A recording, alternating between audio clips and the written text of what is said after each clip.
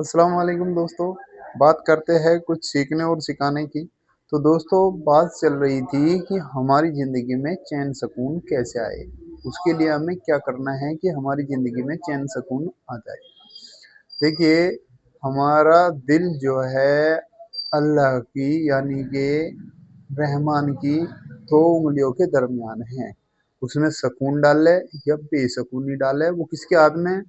अल्लाह के। वो कैसे होगा? जब हम अल्लाह के फरमाबरदार बंदे बनेंगे तो सुकून होगा हमारी ज़िंदगी में।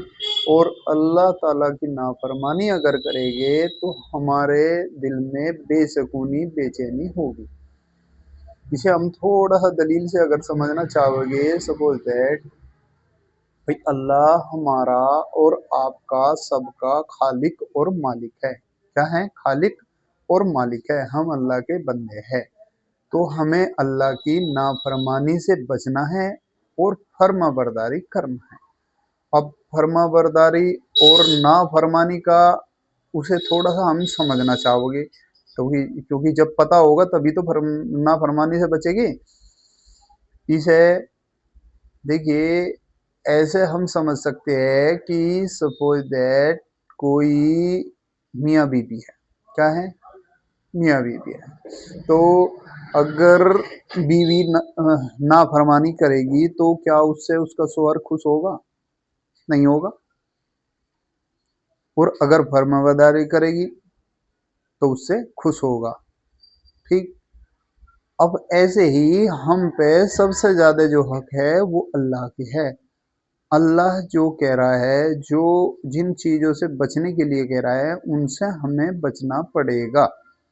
लेकिन हमें उसके साथ साथ अपने घर परिवार, यार, रिश्तेदार, अड़ोसी पड़ोसी सबको देखना पड़ेगा, समझना पड़ेगा, सबके हुकूक को अदा करना पड़ेगा, लेकिन अल्लाह ताला के बताए रास्ते के अनुसार।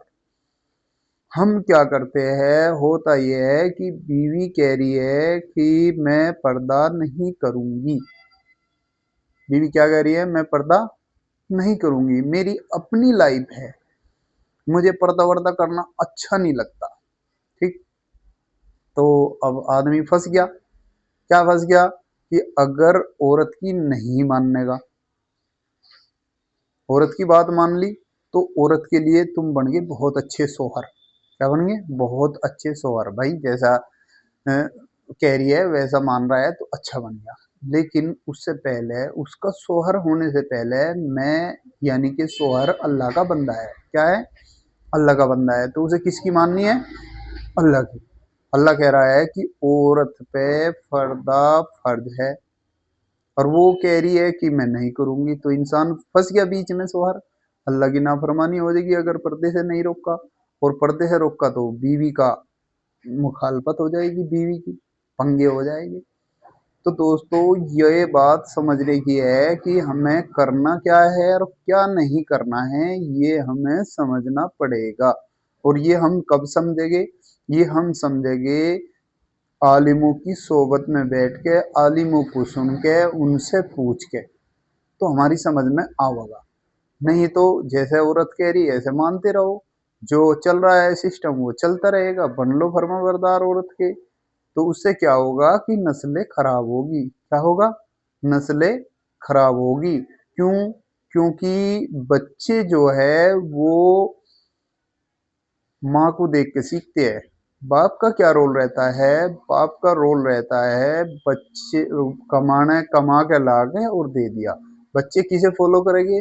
औरत को। बच्चे औरत को फॉलो करते हैं। औरत जैसे करती है ऐसे बच्चे करते हैं। औरत अपने शौहर से झूठ बोल रही है, उसे पागल बना रही है, तो बच्चे वो सीख जाते हैं, वे झूठ बोलते हैं, पहले बाप को पागल बनाते हैं और फिर आगे अगर लड़की है तो आगे जाएगी, फिर वहां वो अपने शौहर को पागल बनाएगी, क्योंकि उसने वही देखा है।